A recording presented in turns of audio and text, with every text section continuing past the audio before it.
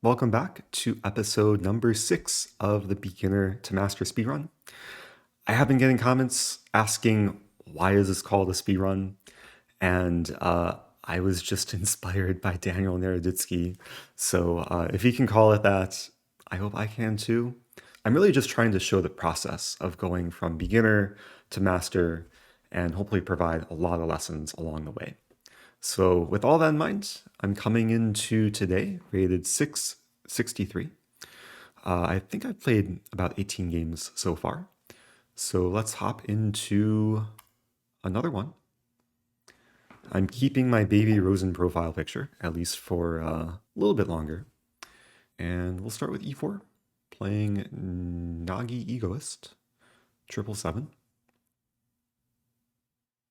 Opponent taking some time. Okay, we have the first Scandi of the speedrun. So Scandinavian defense, it's a more confrontational opening, obviously. I do recommend taking the pawn. Most people will take back with the queen, and I'll play knight c3. And the downside of the Scandi is white gets tempo pretty early. Like black is already spending a couple moves with a queen.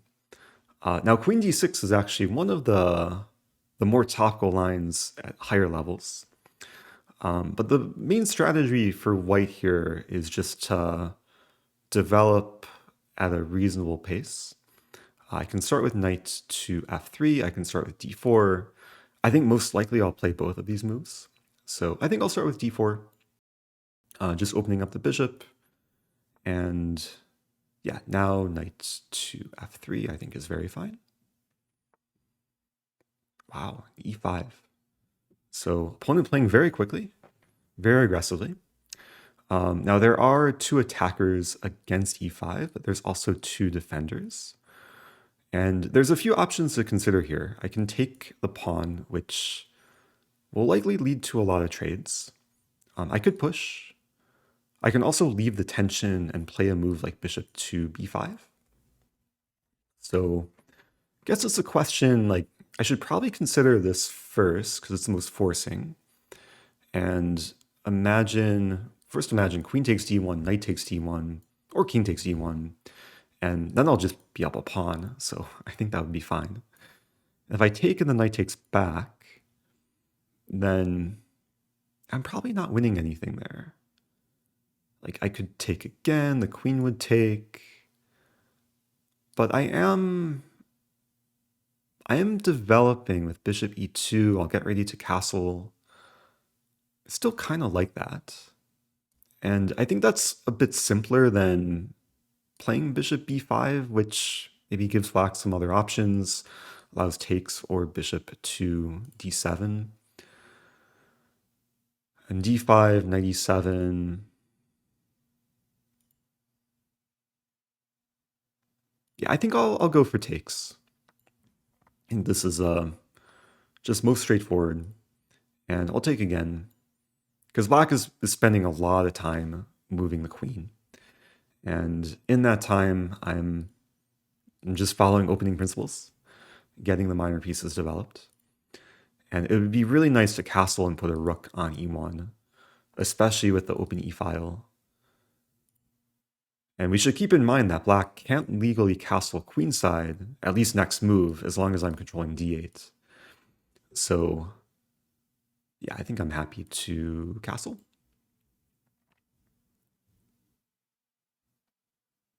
Although black can play the move bishop d6, threatening mate. Yeah, now yeah, have to be very careful. There are a few moves to deal with this. There's pawn g3, there's pawn f4. Pawn f4 is a little bit weakening because it exposes this diagonal. So I think I'd rather play pawn g3. And the benefit here is I'm setting up bishop to f4, which I could play right away. The other option is to play rook e1 or even bishop b5 check. There are a few options here. I like rook e1 though. Just very simply aligning with the queen and king, and I'm threatening the discovered pin.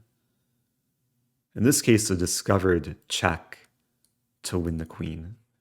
So black actually played the opening quite well. Like, I was under pressure, but all it takes is one tactical oversight to basically get a losing position.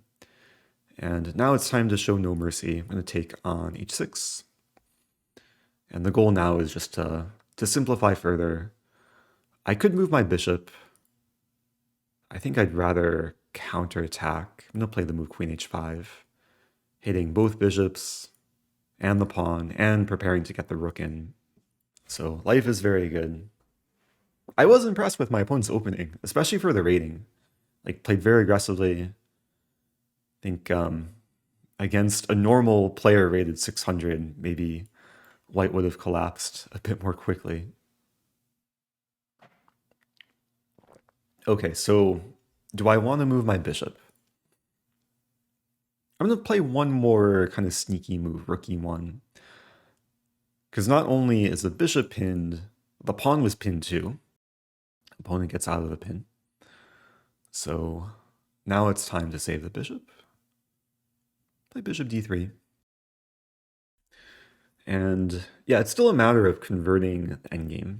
I mean, I'm up a queen for a rook. Opponent, I was going to say opponent gives me a free pawn, but actually gives me a free bishop. So happy to take that. And this is very common sometimes when a player is down material. It can be a downward spiral where it's just much easier to keep losing things. And I'm going to be as greedy as possible. Now, I have to be careful because even though I have discoveries, if I play a move like rook takes h6 check, then the queen can be taken. So I think the proper approach here is to play rook f6.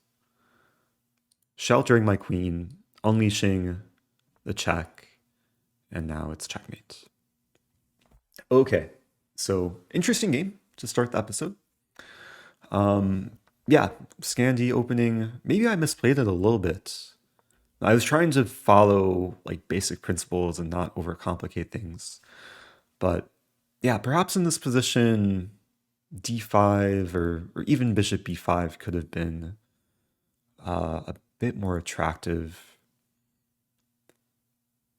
And usually I don't do this in this series, but I'm curious myself what the engine would play, because there were just so many interesting options and I didn't want to take several minutes thinking. So we'll ask the engine. Oh, knight b5. Yeah, knight b5, d5. There's a lot of moves that give a pleasant advantage for white. I guess pawn takes pawn is not among the top 5 moves, but still white was slightly better. Okay, so let's move on. New game. New opponent. Playing this person. Rated just below 700.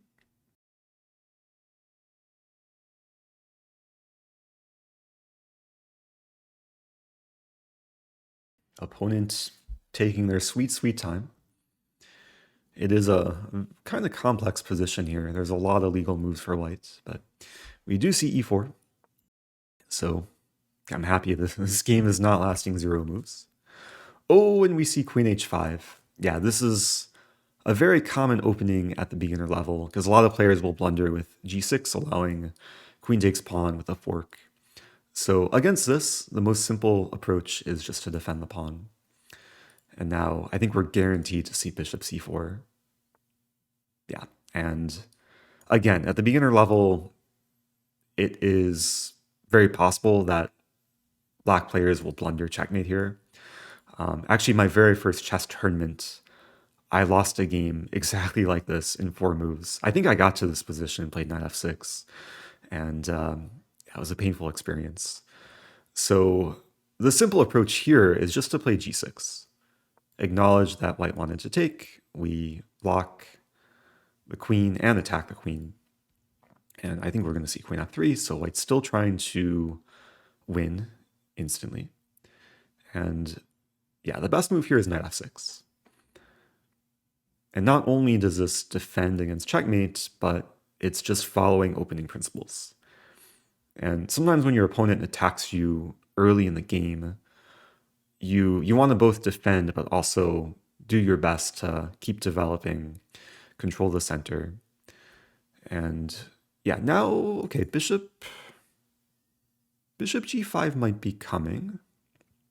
If I want, I could play bishop g7 and castle and be very solid. I think here I'm a bit more inclined to start attacking. I think I'm going to play knight d4. A nice activating move. Attacking the queen and attacking the c2 pawn. And here, really the only good move for white is to go back to the starting square. So basically trying to show that this is an opening success for black, given that the queen moved here and then here and now back. And in the meantime, I've been developing. Now, the downside of having the knight here is c3 is probably coming, but I'm okay with that. I think I'll just play solidly, bishop g7. Normally in king pawn openings, the bishop develops more towards the center, but having committed to g6, it's a bit more, I think, harmonious to fianchetto. And the nice thing about fianchettoing is, yeah, once I castle, the king will be very, very safe. So c3, knight's attacked. I think there's only two reasonable moves to consider here, is knight c6 and knight e6. I think I'd rather just go back. So I did lose a little bit of time. The reason I don't go for knight e6 is because I don't want this bishop being blocked in the middle game. Like, I'd like to play d6 eventually and then develop either to g4 or to e6. And white's expanding in the center, d4. Now the drawback of this move is the pawn on e4 is hanging. Now there are cases in different openings where a pawn like this could be poisonous. So I have to ask, like, if I take the pawn, what's the worst white can do? So if white plays queen f3, attacking the knight and checkmate, I could just go back. Also have d5 there. So I think this is a free pawn.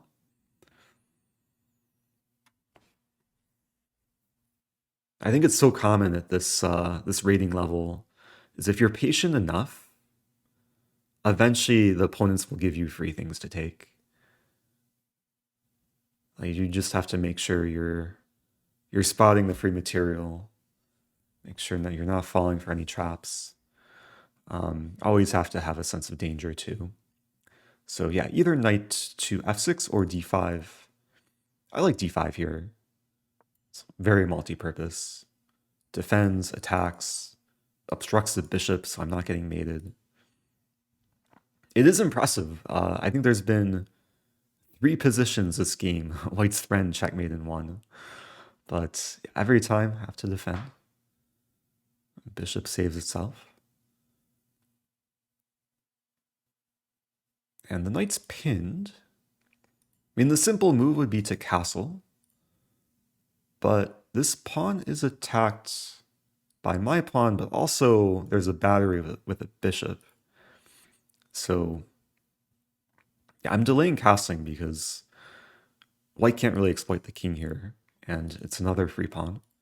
If takes, I would take with bishop, and I don't mind having the double pawns.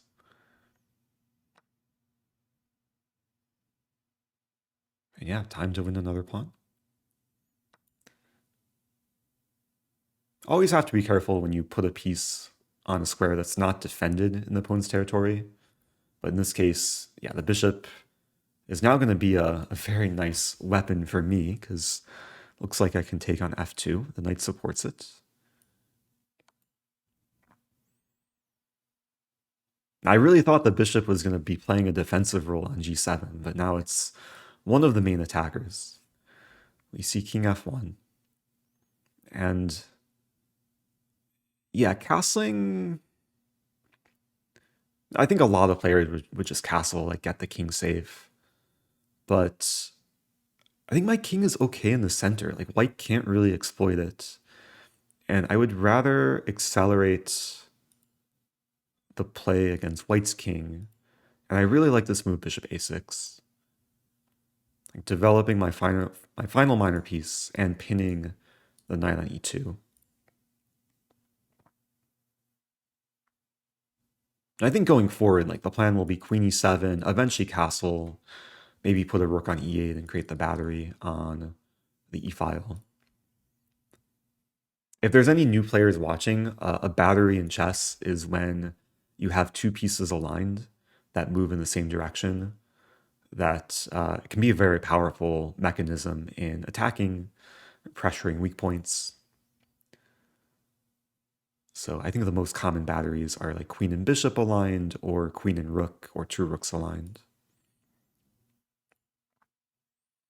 And yeah, white's definitely suffering here.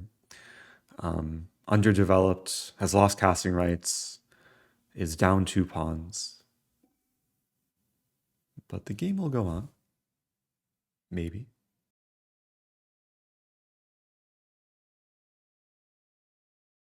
I'm leaving the bishop on f2 because, yeah, knight defends it.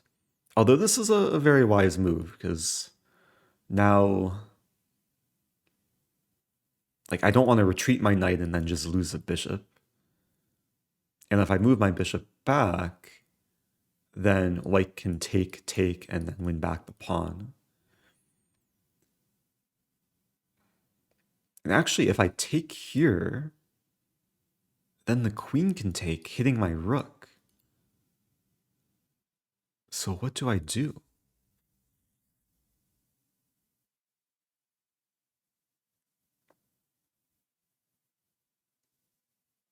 I guess the first step is to pause and think. I think I very much underestimated this move. Yeah, I don't think I can get away with taking. Takes, because then this is hit too.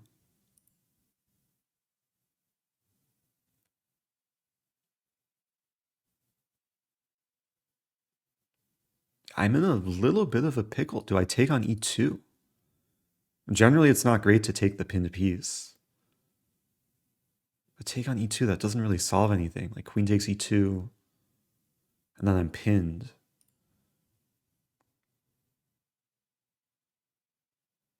Ooh, okay, I have an idea.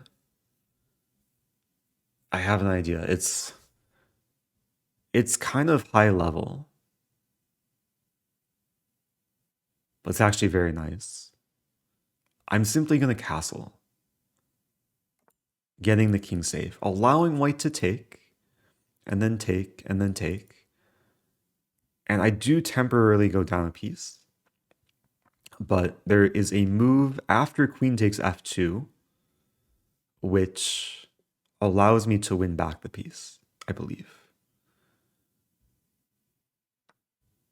And I think we're going to see this play out. So it's important to note, I'm hitting the queen. It's most likely the queen is going to take on f2. And yeah, the move here, if you want to try and find it, feel free to pause the video, but the move is queen to d1, which is almost checkmate. White's only legal move is to play queen e1.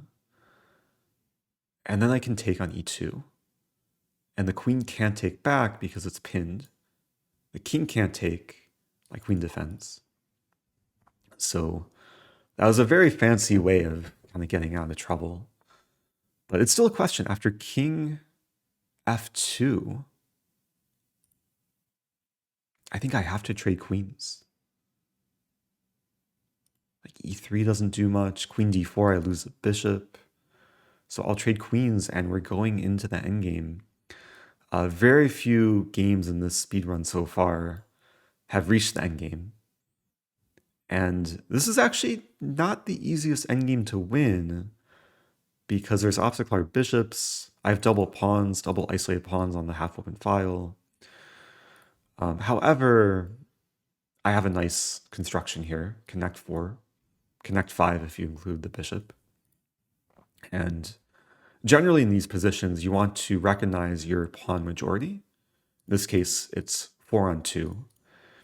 And one of the plans to win, especially in the endgame, is to make use of your pass pawns. So pass pawn is a pawn that can't be stopped by an opponent pawn. So currently my e pawn is a pass pawn. And I can start advancing pawn f4. Rook defends f4. These things defend each other.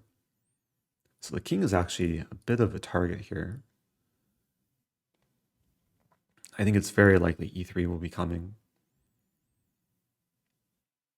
Another tip I'll give, and this might seem a little counterintuitive, but whenever it's a situation where there's obstacle bishops, so I have a light square bishop, white has a dark square bishop, one common strategy is to put your pawns on the same color as your opponent's bishop. And it might seem counterintuitive because if I'm putting my pawns on dark squares, then the bishop can attack them. But more often than not, my pawns on dark squares will act to restrict the bishop. Now, I don't want to play e3 here because that would hang my bishop, but I'll start with rook d8. And I think the dream is to get a chain like this. The dream is also to checkmate white's king, which is running up the board, now threatening to win the pawn. So have to be a little bit careful. I think it's nice here simply to defend the pawn. A rook d6.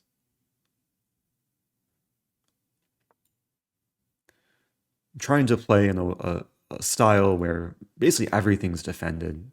A position's super, super solid. This pawn defends a rook, defends this pawn.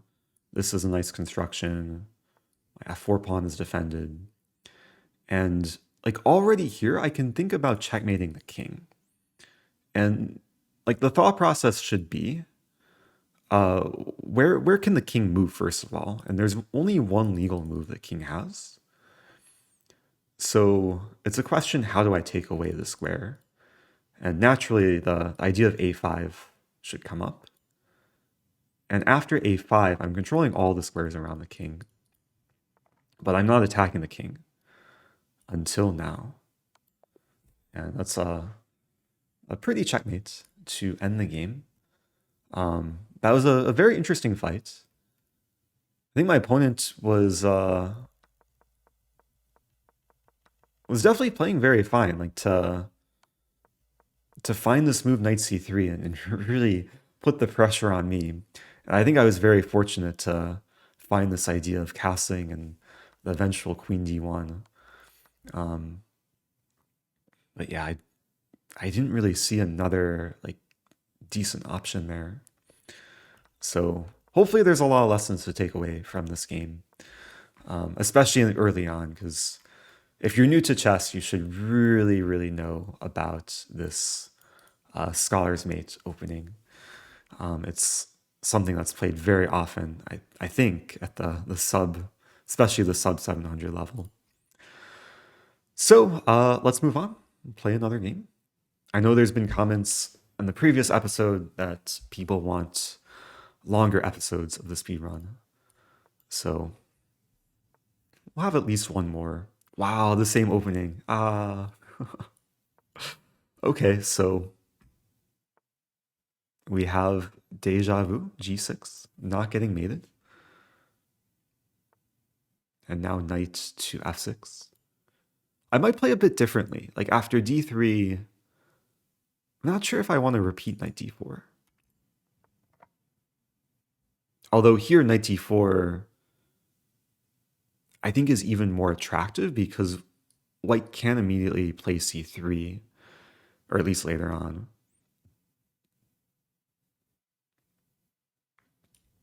Yeah, play knight d4. I think again we're going to see the queen return to d1.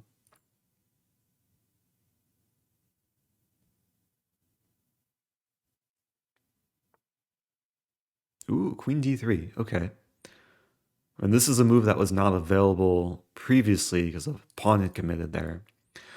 The drawback of queen d3 for white is that it blocks a pawn, which blocks a bishop. So it's going to be hard for white to achieve like a harmonious setup. Queen's also tied down to defending the pawn. Now it's still a question, like how to continue as black. I mean, naturally, like, the natural moves to consider are bishop g7 and bishop c5. There is another idea here, which I think I would like to play. But I'll start by saying, like, either of these moves are completely fine. The move I'm going to play is c6, which aims to really put the pressure on white, because I want to play d5. And I want to create a situation where I provoke white to take. Now, white's attacking in a few different directions, but I'm going to counterattack. Play d5, attacking the bishop. It could get messy. Like, if white takes, then it's a big mess in the center. However, I would take the bishop or the knight, and then white's going to be losing a piece there. And yeah, so after pawn takes pawn, the main point, I mean, going back to why I played c6, the whole point was to get rid of the pawn on e4. So now I have the move bishop to f5. And now white is having a big problem because the queen's attacked. There's no time to take the knight or the pawn because I'll take the queen. Meanwhile, if queen e3, I'll take on c2 with the triple fork. So the queen is almost trapped here. I think the only move that doesn't lose the queen is queen f1. But then I'll still take on c2, at the very least win the rook. Knight e4 I didn't address, but with knight e4, my bishop and knight both attack e4, so I'm happy to take. And white is basically in the same predicament. And yeah, this was really a show of no mercy. We see queen c3. Now, the normal move here, there's a few normal moves. The normal move, of course, is knight takes c2 with the fork, even pawn takes pawn, recapturing the center. I'm going to play what I think is actually the best move. And it's not a move that too many beginners would find, but it's a very nice tactical idea to be aware of, is bishop to b4. This is what we call like a decoy or attraction. I'm trying to decoy the queen to the square so then I can fork and win the queen. And with bishop b4, I'm actually trapping the queen. Queen's attacked, and I'm controlling all the squares it can move to on the third rank. So yeah, it's a nice pattern. Maybe after the game, I'll show a similar opening sequence where we see bishop b4. That also comes from the scholar's mate line. But yeah, this is a very satisfying move to play. The oh no, my bishop. Now oh no, white's queen.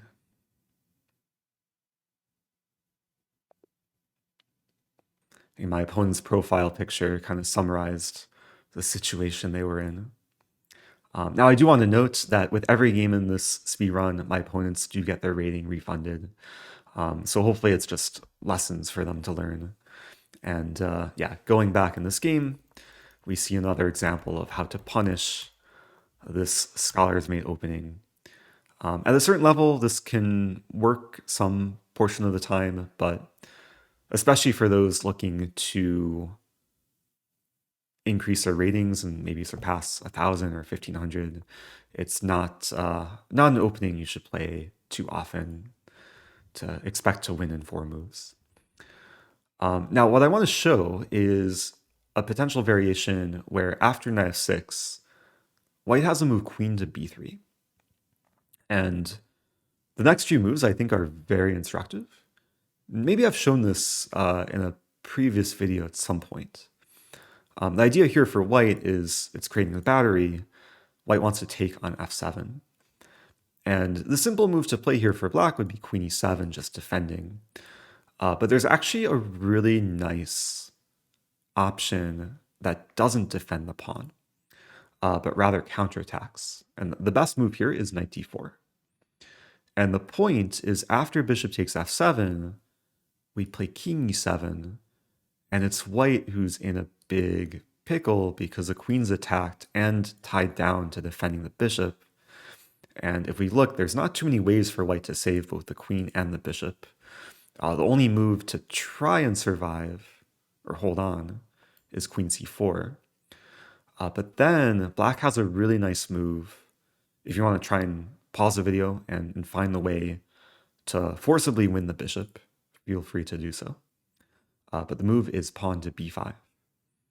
And what this does is it attacks the queen, and now b3, d5, e6, they're all controlled. The queen can't move to a safe square, which defends the bishop. And yeah, black is going to win the bishop or the queen next move. Now, there's a funny line here that if, let's say, queen c3, we take the bishop, and now let's say pawn to d3, there's another tactic in this position. And for those that don't see it right away, again, feel free to pause the video. But the tactical pattern that we'll see here is very similar to what just happened in the game that I just played, is the move bishop to b4. And in this case, it's again winning the queen because we're pinning, but we're also using the bishop as a decoy. So after it takes, then we get the fork. And yeah, life is very good for black. So hopefully there's a lot of lessons to take away from these games. Definitely when the opponent brings out their queen early, there's a lot of ways it can go very wrong for them. So I think I'll end the episode here. If you have questions or comments, leave them below, and I'll see you guys soon.